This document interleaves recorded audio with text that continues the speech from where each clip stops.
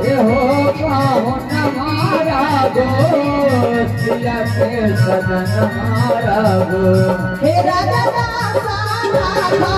के तुम्हारा राधे आयो सब नहीं हे आओ एगो बूढ़ा आदमी के बनी एक कुर्सी भेज दियो मंच पर